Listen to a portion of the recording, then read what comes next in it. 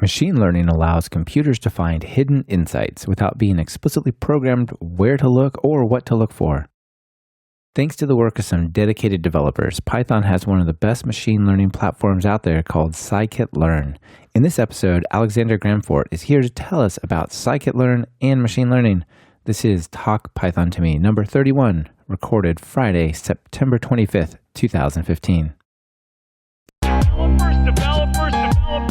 I'm a developer in many senses of the word, cause I make these applications, but I also use these verbs to make this music. I construct it line by line, just like when I'm coding another software design. In both cases, it's about design patterns. Anyone can get the job done, it's the execution that matters. I have many interests, sometimes it conflict.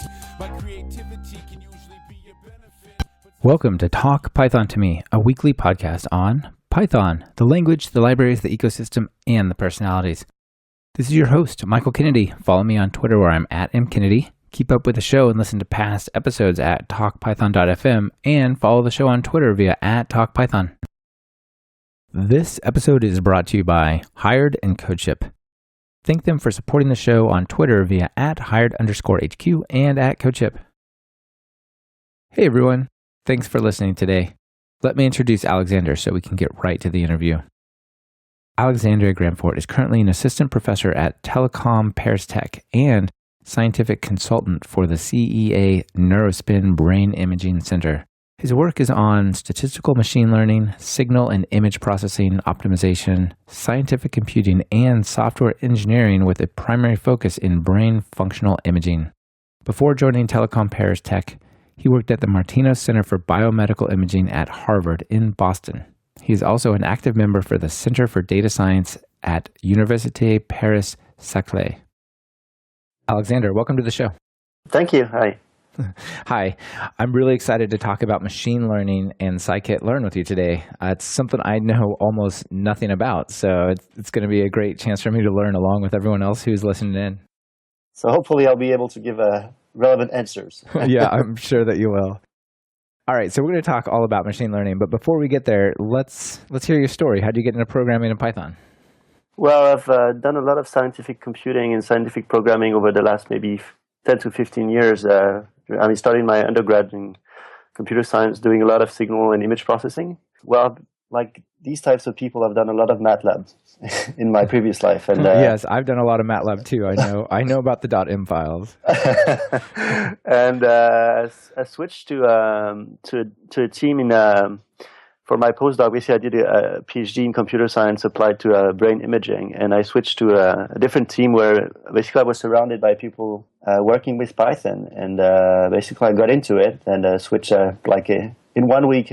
MATLAB was gone from my life, and it's been maybe 5 years now, and yeah, that's kind of the historical part. Do you miss MATLAB? Not really. Yeah, me either. There are some cool things about it, but yeah. So I still have students that are insisting to work with me in MATLAB. So I have to still do stuff in MATLAB for supervision, but not really when I have the choice. Yeah, if you get a choice, of course. I think one of the things that's really a drawback about specialized systems like MATLAB is it's very hard to build production finished products. You can do research, you can learn, you can write papers, you can even test algorithms. But if you want to get something that's running on data centers on its own, probably yes. MATLAB is, you could make it work, but it's not generally the right choice. Definitely, yeah. Yeah, so things like, I think that explains a lot of the growth of Python in this whole data science, scientific computing world, along with great toolkits like scikit-learn, right? Yes, I mean, definitely the way scikit-learn is now used, the fact that the Python stack allows you to make this production type of code is a clear win for everyone. So before we get into the details of scikit-learn and how you work with it and all the features it has, let's just, in a really broad way, talk about machine learning. Like, what is machine learning? I would say the simple example of machine learning is trying to predict something from previous data. So what people would call supervised learning. And there are plenty of examples of this in everyday life, like your mailbox that predicts for you if your email is a spam or a ham. And that's basically a system that learns from previous data how to make an informed choice and give you a prediction. And that's basically the most simple way of seeing machine learning.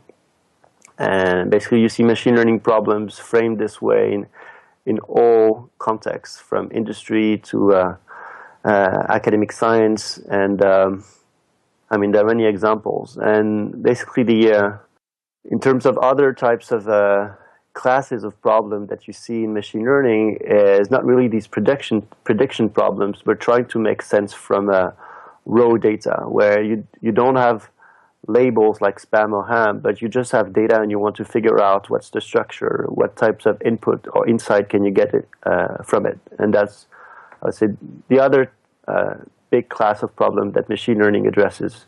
Yeah, so there's that general classification. I guess with the first category you were talking about, like spam filters and other things that maybe fall into that realm would be like credit card fraud, maybe trading stocks, these kind of binary, do it, don't do it, based on examples. That's something that is it called structured learning, or what's the common name is supervised learning. Supervised learning, that's right. Yeah, so basically you have pairs of training observations that are the data and their corresponding labels. So text and the label would be spam or ham. Or you can also see, this is basically binary classification. The other types of machine learning problems you have is, for example, regression. You want to predict the price of a house, and you know the number of square feet, you know the number of rooms, you know what's exactly the location. And so you have a bunch of variables that describe your house or apartment, and from this you want to predict the price. And that's another example where now, since the price is a continuous variable, it's not binary, this is what people call regression. And this is another big class of supervised learning problem. Right. So you might know through the real estate data, all the houses in the neighborhood that have sold in the last 2 years, the ones that have sold last month, all their variables and dimensions, if you will, like number of bathrooms, number of bedrooms, square feet, and you could, or square meters, you could feed it into the system to train it. And exactly. then you could say, well, now I have a house with 2 bathrooms and 3 bedrooms, and right here, what's it worth, right? Exactly. That's basically a typical example, and also a typical data set that we use in Scikit-learn that basically illustrate the concept of regression with a similar problem. Right. We'll talk more about it, but Scikit-learn comes with some pre-built data sets, and one of them is the Boston house market, right? Exactly. That's the one. Yeah. How much data do you have to give it? Like, suppose I want to try to estimate the value of my house, which, you know, at least in the United States, we have this service called Zillow, so they're doing way more. I'm sure they're running something like this, actually. But suppose I wanted to take it upon myself to like grab the real estate data and try to estimate the value of my home. How many houses would I have to give it before it would start to be reasonable? Well, that's a tough question, and I guess there's no simple answer. I mean, you have this that you can see on the cheat sheets of Scikit-learn that says if you have less than 50 observations, then go get more data. But I guess it's also a simplified answer. It depends on the difficulty of the task. So at the end of the day, often for these types of problems, you want to know something, and this can be easy or hard. You cannot really know before trying. And typically regression, you would say, okay, if I predict that the 10% plus or minus, that's maybe good enough for my application, and maybe you need less data. If you want to be super accurate, you need more data, but the question of how much is it's really hard to answer without really trying and using actual data. Yeah, I can imagine. It probably also depends on the variability of the data, the accuracy of the data, how many variables you're trying to give it. So if you just just tried to base it on square footage or square meters of your house, that one variable, maybe it's easier to predict than, 20 components that describe your house, right? So the thing, the more variables you have, the more you can hope to get. Now it's not as simple as this, because if variables are not informative, then they're basically adding noise to your problem. So you want as many variables to describe your data in order to like capture the weak signals. But sometimes just variables are not relevant or predictive, and so they are more. You want to remove them from the prediction problem.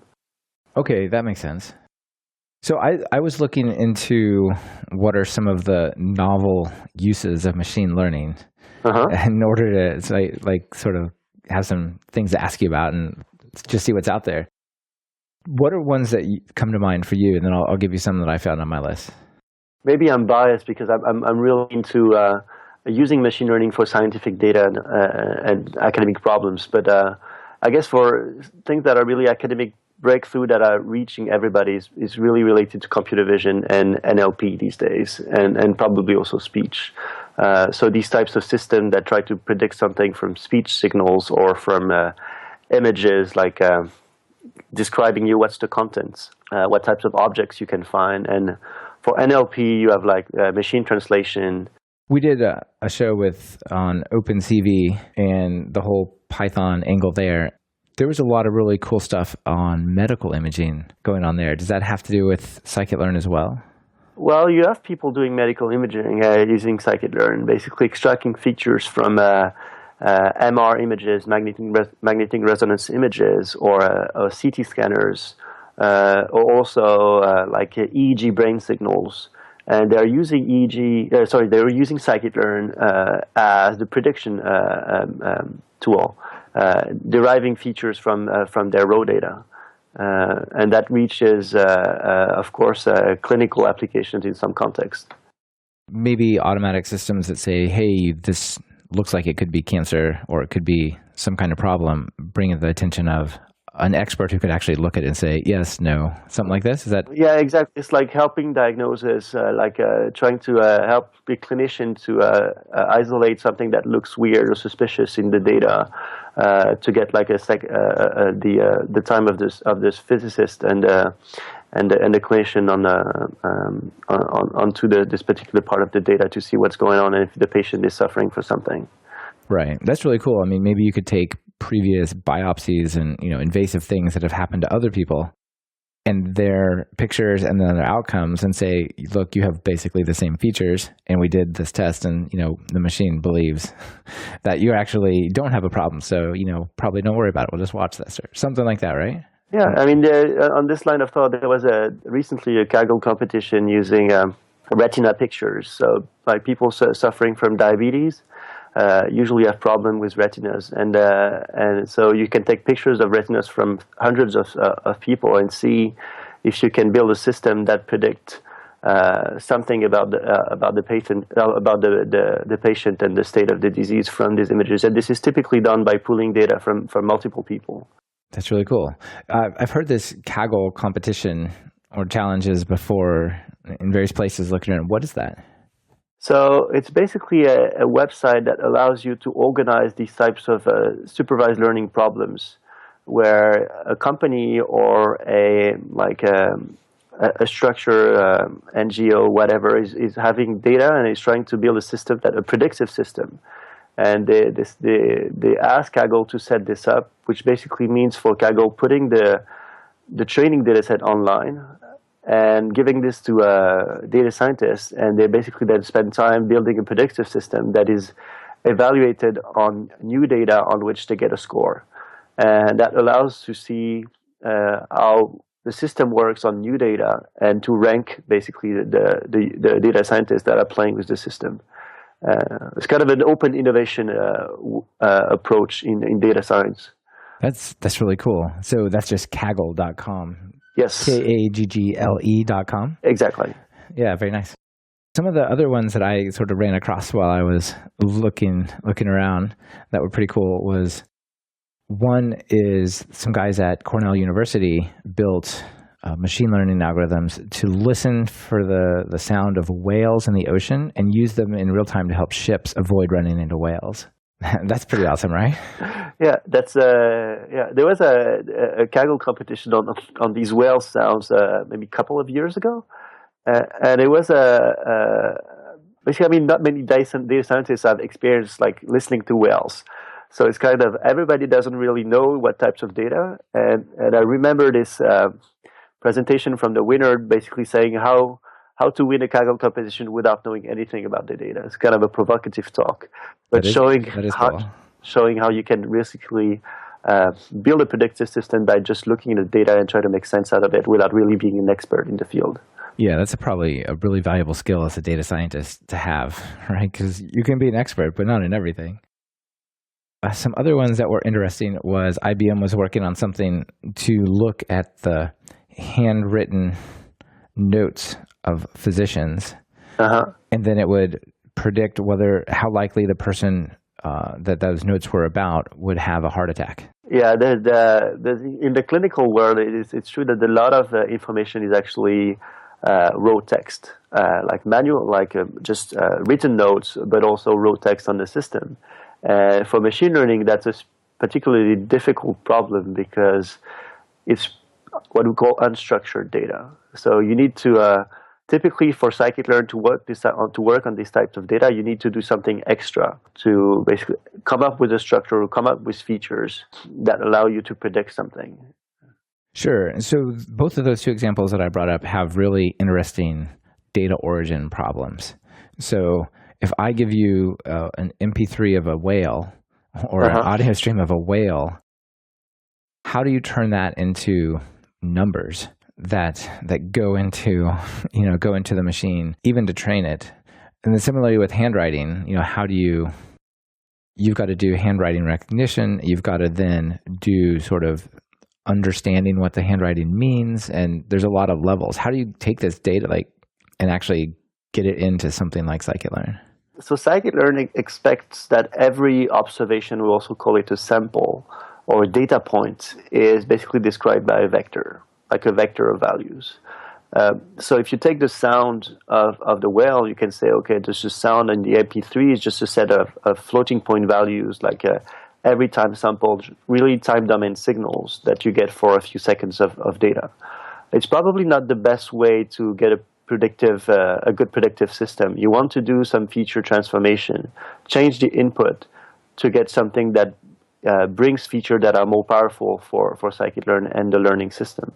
And you would typically do this with time frequency transform, things like spectrograms, trying to extract features that are really, for example, invariant to some aspects of the day, like frequencies or time shifts.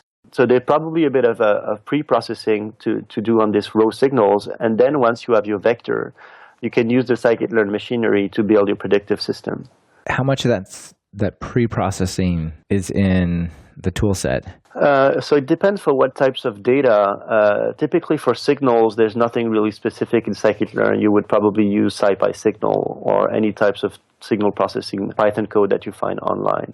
I would say for other types of data like text, in scikit-learn there have something that is called feature extraction module. And you have, in the feature extraction module, you have something for text, which is probably the biggest part of the feature extraction is really text processing. And you have some stuff also for images, but it's quite limited.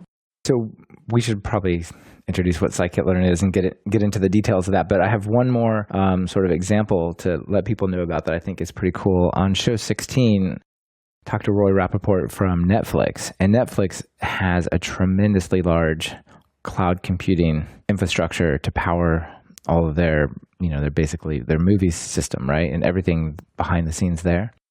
And they have so many virtual machine instances and services running on them, and then different types of devices accessing services on those machines, that they said it's almost impossible to determine if there's some edge case where there's a problem manually.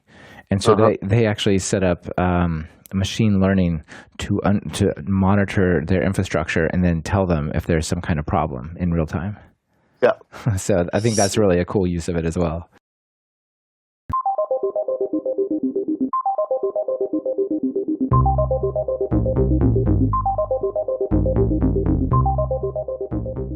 This episode is brought to you by Hired.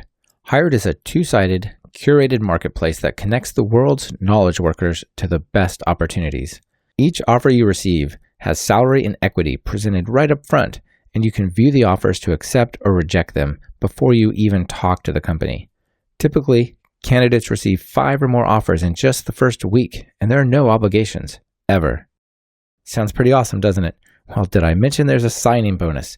Everyone who accepts a job from Hired gets a $2,000 signing bonus. And as Talk Python listeners, it gets way sweeter. Use the link hired.com/talkpython to me, and Hired will double the signing bonus to $4,000. Opportunities knocking. Visit hired.com/talkpython to me and answer the call.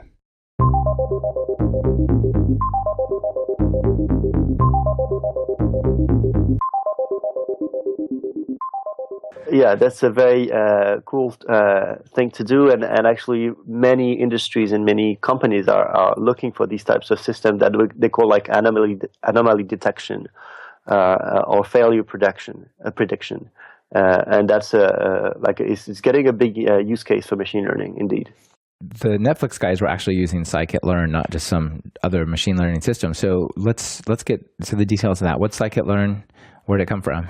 So Scikit-learn is probably the biggest machine learning library that you can find in the Python world. So it dates back from almost 10 years ago when David Kornapol was doing a Google Summer of Code to kickstart the Scikit-learn project.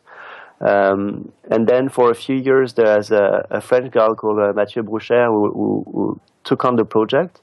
But it was kind of a one-guy project for many years. And in 2010, with colleagues at INRIA in France, we decided to basically try to start from this state of Scikit-learn and make it bigger and really try to build a community around this. So these people are Gaël Varocco and Fabian Pedregosa, and also somebody you may have heard of in the machine learning world with Olivier Grisel. And so that basically was pretty much 2010, so 5 years ago, and basically took on pretty quickly. After I would say a year of Scikit-learn, we had more than 10 core developers, way beyond the initial lab where it started. That's really excellent. Yeah, I mean, it's definitely absolutely mainstream project that people are using in production these days. So congratulations to everyone on that. That's great. Thank you. Yeah. And so the name Scikit-learn comes from the fact that it's basically an extension to the SciPy exactly pieces, right? So SciPy is like NumPy for numerical processing, SciPy for scientific stuff, Matplotlib, IPython, SymPy for symbolic math, and pandas, right? And then there's these extensions. Yes. So basically the kind of division is that you cannot put everything in SciPy. SciPy is already a big project, and the idea of the scikits were to build extensions around SciPy that are more domain specific. Also, it's kind of also easier to contribute to a smaller project. So it's basically the barrier of entry for newcomers is much lower when you contribute to a scikit than to SciPy, which is a fairly big project now. Yeah, and there's so much support for the whole SciPy system, right? So it's much better to just build on that than try to duplicate anything in, say, NumPy or whatever. Exactly. I mean, there's a lot of efforts to see what could be NumPy 2.0 and what's going to be the future of it and how to extend it. I mean, a lot of people are thinking of what's next because, I mean, NumPy is almost 10 years old, probably more than 10 years old now. And, people are trying to see also how it can evolve. Sure. That makes a lot of sense.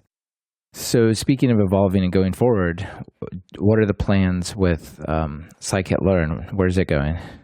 So I would say in terms of features, Scikit-learn is really in the consolidation stage. Scikit-learn is 5 years old. The API is pretty much settled. There's a few things here and there that are basically that we have to deal with now that basically due to early decisions in terms of API that needs to be fixed. And I guess the big objective is to basically do Scikit-learn 1.0, like the first fully stable release in terms of API, because that's something that we've been talking about between the core developers for, more than 2 years now, coming with this 1.0 version that stabilizes every part of the API. Right. One final major cleanup, if you can, and then stabilizing it. Yeah. Exactly. And in terms of new features, you always have a lot of cool stuff that are around, and you see the number of pull requests that are coming on top of Scikit-learn it's pretty crazy, and I would say a huge maintenance effort and reviewing effort. So features are coming in slowly now in Scikit-learn, much more slowly than it used to be, but I guess it's normal for a project that is getting big. Yeah, it's definitely getting big. It has 7,600 stars and 4,500 forks on GitHub, so that's pretty awesome. Yeah. 457 contributors. Cool. Yeah, that's I would say for every release we get. We try to release every 6 months, and for every release we get a big number of contributors. So maybe we could do like a survey of the modules of Scikit-learn. Just the important ones that come to mind. What are the moving parts in there? So I would say maybe something I know the most, because a part of the module that I maintain the most, which is the linear model. And recently the efforts on the linear models were to scale it up. Basically try to learn this linear models in an out of core fashion to be able to scale to data that do not fit in RAM. And that's part of part of the plan for this linear model module in Scikit-learn. That's cool. So what kind of problems do you solve with that? The types of problem where you have a humongous number of samples and potentially a lot number of features. So there are not so many applications where you get that many number of samples, but that's typically text or log files. These types of industry problem where you collect a lot of samples on a regular basis.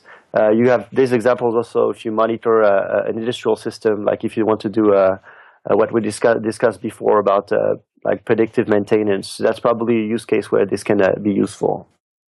And probably the other module that also attracts a lot of effort these days is the Ensemble module, and especially the tree module. So for models like random forests or gradient boosting, which are very popular models that have been helping people to win Kaggle competitions for the last few years.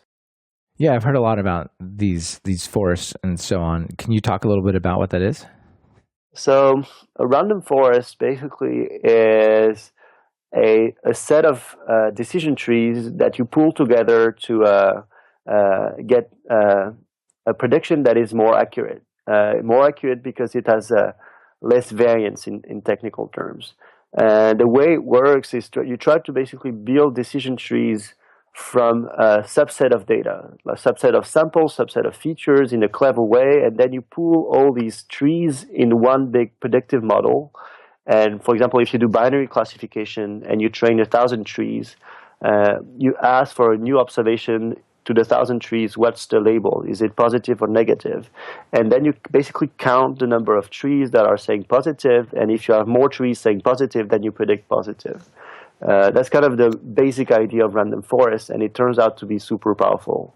That's really cool. It seems to me like it would bring in kind of different perspectives, or taking different components or parts of a problem into account. So, some of the trees look at some features, and maybe the other trees look at other features, and then they can combine in some important way. Exactly. Yeah. Another one that I see coming up is the SVM module. What's that one do? So SVM is a very popular machine learning approach that was basically, very big in the 90s and 10 years ago, and still get some attraction. And basically the idea of support vector machine, which is the SVM is the acronym for, is to be able to use kernels on the data and basically solve linear problems in an abstract space where you project your raw data. Let me try to give an example. If you take a graph, or if you take a text, or if you take a string, that's not naturally something that can be represented by a vector. And when you do an SVM, you have a tool, which is a kernel, that allows you to compare these observations, like a kernel between strings, a kernel between graphs. And once you define this kernel, and this kernel needs to satisfy some properties that I'm going to skip, then you can use this SVM to do classification, but also regression. This is what you have in the SVM module of Scikit-learn, which is basically a very clever and efficient binding of an underlying library, which is called libSVM. Okay, excellent. And is that used more in the unsupervised world? It's completely supervised. When you do SVM, it's classification or regression that's supervised. There's one use case of SVM in an unsupervised setting, which is what we call the one-class SVM. So you just have one class, which basically means that you don't have labels, you just have data, and you're trying to see what are the data that are the less like the others. That's more like an anomaly detection problem, or we call it also novelty detection or outlier detection. Maybe we could talk a little bit about some of the algorithms. As a non-expert in sort of the data science, machine learning field, I go in there and I see all these cool algorithms and graphs, but I don't really know, like, what would I do with that? On the site, it says there's all these algorithms it supports. So, for example, it supports dimensionality reduction. Like, what kind of problems would I bring that in for? I guess it's hard to summarize, and the hundreds of pages that you have on Scikit-learn in the documentation are trying to give you a big picture without too much technical detail to tell you when these algorithms are useful and what they are useful for, and what are the hypotheses and what kind of output you can hope to get. As one of the strengths of the Scikit-learn documentation, by the way. And so to answer your question, dimensional reduction, I would say like the 101 way of doing it is the principal component analysis, where you're trying to extract subspace that captures the most variance in the data. And that can be used to do visualization of the data in low dimension. If you do a PCA in 2 or 3 dimensions, then you can look at your observation as a scatter plot in 2 or 3D. And that's basically visualization. But you can also use this to reduce the size of your data set, maybe without losing too much predictive power. So you take your biggest data set, you run a PCA, and then you reduce the dimension, and then you then suddenly you have a learning problem, which is on smaller data because you basically reduce the number of features. Yeah, that's kind of the standard approaches, which is like visualization or reducing of the data set to have a more efficient learning in terms of computing time, but also sometimes in prediction power. Okay, that makes a lot of sense. That's really cool. So, like, if we went back to my house example, maybe I was feeding like the length of the driveway and the number of trees in the yard, and it might turn out that neither of those have any effect on house prices. So we could reduce it to a smaller problem by having this whole PCA go, look, those don't matter, throw that part out. It's really about the number of bathrooms and the square footage or something. Well, yes and no. That's kind of the idea. But in this example of Boston, the prediction of houses, you want to reduce the dimension in an informed way, because the number of trees in the yard can be informative for something, but maybe not to predict the price of the apartment or price of the house. So when you do dimensional reduction in the context of supervised learning, that can be also what you call feature selection, or basically selecting the predictive features, which ultimately leads to a reduced data set because you remove features. But that would be in a supervised context. When you do PCA, you're really in an unsupervised way. You don't know what are the labels. You just want to figure out what's the variance, where is the variance in the data coming from, on which axis, in which direction should I look to see the structure. Another thing that is in there are ensemble methods for predicting multiple supervised models. What's the story there? That sounds cool. So random forest is an example of ensemble methods. When you have an ensemble, it's basically saying that you're taking a lot of classifiers or a lot of regressors, and you combine them in a bag of prediction, a bag of models or an ensemble of models. And then you make them collaborate in order to build a better prediction. And random forest is basically an ensemble of trees. But you can also do an ensemble of an ensemble of neural networks. You can do an ensemble of whatever model you want to pool. And that turns out to be in practice often a very efficient approach. Yeah, like we were saying, the more perspectives, different models, it seems like that's a really good idea. So you mentioned neural networks. Yes. So Scikit-learn has support for neural networks as well?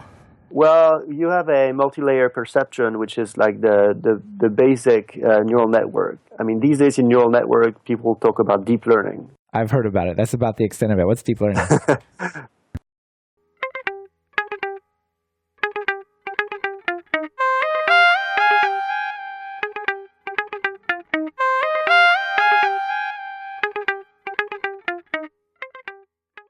This episode is brought to you by CodeShip. CodeShip has launched organizations, create teams, set permissions for specific team members, and improve collaboration in your continuous delivery workflow. Maintain centralized control over your organization's projects and teams with CodeShip's new organizations plan. And as TalkPython listeners, you can save 20% off any premium plan for the next 3 months. Just use the code TalkPython, all caps, no spaces. Check them out at codeship.com and tell them thanks for supporting the show on Twitter where they're at CodeShip.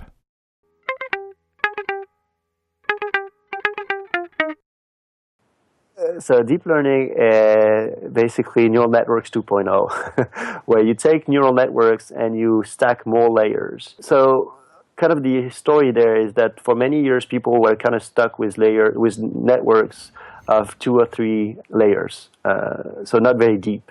And part of the issue is that it was really hard to train something that would add more layers. In terms of research, there was 2 things that came up, which is first that we get access to more data, which means that we can train bigger and more complex models, but also there was some breakthrough in learning these models that allowed people to avoid overfitting. Trying to be able to learn this big models, because you have more data, but also clever ways to prevent overfitting. And that basically led to deep learning these days. Oh, very interesting. Yeah, that's been one of the problems with neural networks, right? Is that if you teach it too much, then it only knows, just the things you've taught it or something, right? Exactly. It basically learns by heart what you provide as training observations, and ends up being very bad when you provide new observations. I want to talk a little bit about the data sets that come built in there. Uh-huh. We've talked a little bit about the Boston one, and that's the Boston house prices for regression. One I hear coming up a lot is one called Iris. Is that like your eye itself? So Iris is the dataset that we use to illustrate all the classification problems. It's really something that is a very common dataset that had turned out to be have a good license so that we could ship it with Scikit-learn, and basically we built most of the examples using this Iris dataset, which is also very much used in textbooks of machine learning. So that was kind of the default choice, and it talks to people because you understand what's the problem that you're trying to do, and it's rich enough and not too big, so we can make all these examples run super fast and build a nice. That's very cool. What is the dataset? Like, what exactly is it about? So the Iris dataset, you're trying to predict the types of plants. For example, using the sepal length or the sepal width. So you have a number of features that describe the plant, and you're trying to predict which one among 3 it is. So it's a 3-class classification problem. Yeah, that's cool. Enough data to not just be a linear model or something, a single variable model, but not too much. Exactly. It's not completely linear, a bit, but not too hard at the same time. Right. If you get 20 variables, that's probably too much to deal with. Then one is on diabetes. What about diabetes does that data set represent? I'm actually not really sure no, it's a regression problem. It's used a lot in the linear models, especially for the sparse regression models, because part of these sparse regression models are trying to extract the predictive features. I guess in the diabetes data set, you try to find something related to diabetes, and you're interested into finding the most predictive features. What are the best features? And that's part of the reason I think we're using it. And then another one is digits, which kind of meant to model images, right? One of the early, I would say, breakthrough of machine learning was this work in the 90s where Yann Lequin and other people were trying to build a system that could predict what was the digit present on the screen or in the image. So it's a very old machine learning problem where you start from a picture or an image of a digit that is handwritten, and you're trying to predict what it is from 0 to 9.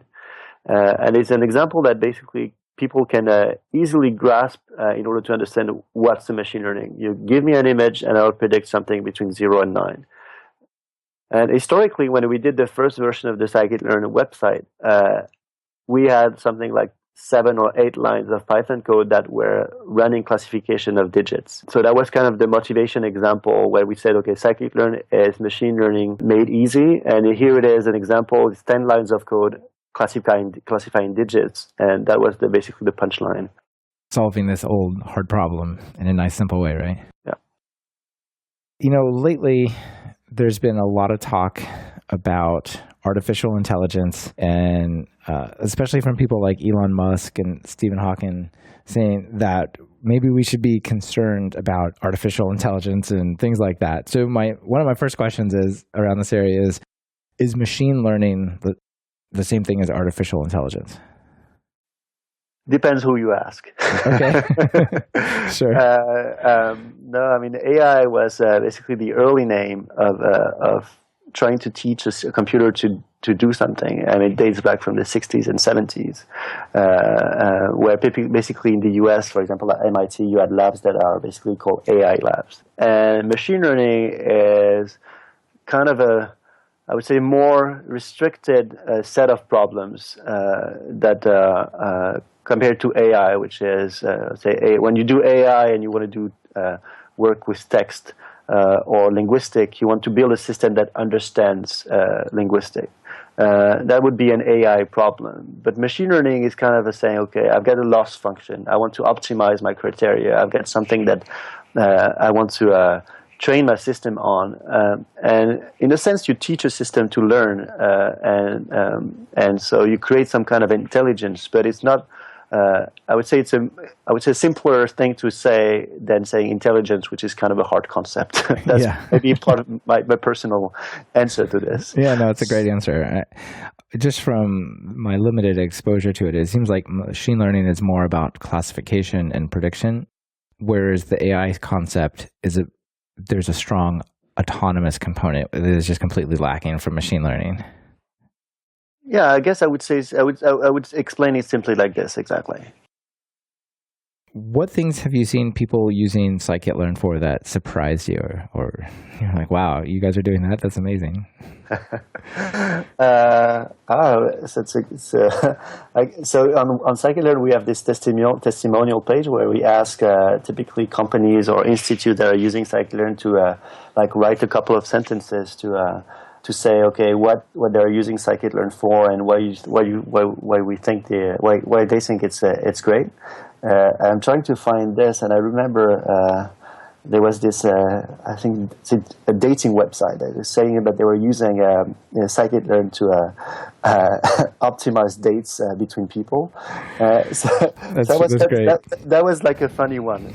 Yeah, that is funny. So there may be people out there who are married and maybe even babies who are born because of Scikit-learn. Yeah, that would be great. I'm going to add this to my resume. That's awesome. Matchmaker. So if people want to get started with Scikit-learn, they're out there listening, they're like, this is awesome. Where do I start? Like, what would you recommend for sort of getting into this whole world of machine learning and getting started with Scikit-learn in particular? They first start with the Scikit-learn website, which is pretty extensive, but there also are a lot of tutorials that have been given by core devs of Scikit-learn in different conferences like SciPy, EuroSciPy, or PyData events, and you can find all these videos online.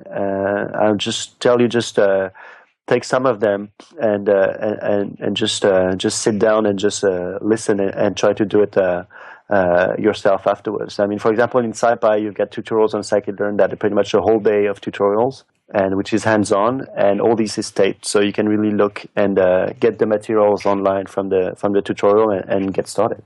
Oh, that's excellent. Yeah, I think it's really amazing these days that there's so many of these videos online that there's some topic you imagine like, hey, I want to know this thing in Python. There's a very good chance that someone gave some kind of conference talk on it and it's online. Yeah. Anything you want to give sort of a shout out to or a final call to action before we sort of wrap things up a bit? So if you have free time, you like machine learning, come give us a hand to maintain this cool library. Yeah, absolutely. Yeah, like I said, there's 457 contributors, but you guys are looking to stabilize things and move forward. So I'm sure there's a lot to be done around that. Yeah, I mean, basically, you also have two types of contributors. Like you have this one-time contributors that are really expert in something, that contribute something that is really specific and valuable, that gets merged to the main code base. And you have, I would say, less people that are investing their time to read the code from others, keep the library consistent in terms of API, and that's really this big reviewing work that I would say the historical core devs of Scikit-learn are pretty much mostly doing these days, and invest little time to do really new stuff that is basically left to the newcomers. And I think what would be, if I had to wish something for the future, is that these people who are these one-time contributors also spend a bit of their time to help us maintain the entire library in longer run. Yeah, that makes sense. I can see in something like Scikit-learn where it's kind of a family of all these different algorithms and little techniques that if you want to add your technique, you just go in there and you do that little bit and you kind of stay out of the rest of the code. And that, I can see how that would definitely lead to inconsistencies and so on. Yeah, and in terms of policy, I mean, in terms of Scikit-learn, that's why also maybe there's less things that are coming in these days, is that we're not trying to build a library that contains all the algorithms that you can ever think of or that get published every year. We're trying to keep or have the algorithms that are better on some clear use case in the current state of the art. So we cannot implement everything, but at least if you have a particular type of problem, you should have something in Scikit-learn that does a good job. So before I let you go, I have two more final questions for you. So if you're going to write some Python code, what editor do you open up? So I've been a big user of TextMate over the years, and I have to admit I switched to Sublime recently because I got convinced by my neighbor. So no Vim or Emacs troll with me. yeah, that's cool. Yeah, I like Sublime Text a lot. Very nice. And of all the cool machine learning and Python in general packages out on PyPI, what are some that you think people maybe don't know about that you're like, hey, this is awesome, you should know about it? Well, maybe I'm biased because I do a lot of machine learning for brain science. And so unrelated to Scikit-learn per se, but I've been working for the last 5 years on this project which is called MNE, which allows you to process brain waves and classifying brain states, like, for example, build brain-computer interfaces or analyze clinical data of electrophysiology. That's basically, if you want to play with brain waves, you can check it out. That's really cool. And when you say brain-machine interfaces, is it like EEGs and stuff like that? Exactly, EEG, MEG, yeah. Okay, wow, very awesome. Yeah, I hadn't heard of that one. That's cool. So again, I'm biased. That's more my second baby. Yeah, that's great. So Alexandre, it's been really great to have you on the show, and this has been a super interesting conversation. Thanks. Thank you very much. You bet. Talk to you later. This has been another episode of Talk Python to Me. Today's guest was Alexandre Gramfort.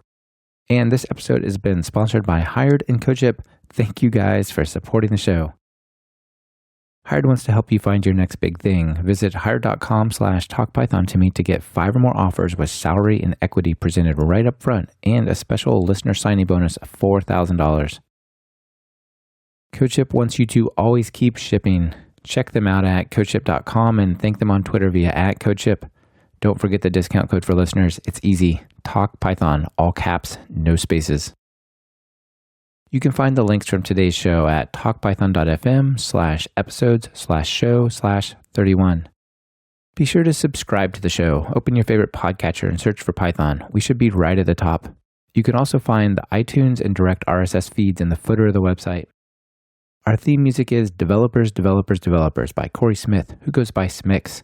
You can hear the entire song on talkpython.fm. This is your host, Michael Kennedy. Thank you very much for listening. Smix, take us out of here. Stating with my voice, there's no norm that I can feel within. Haven't been sleeping, I've been using lots of rest. I'll pass the mic back.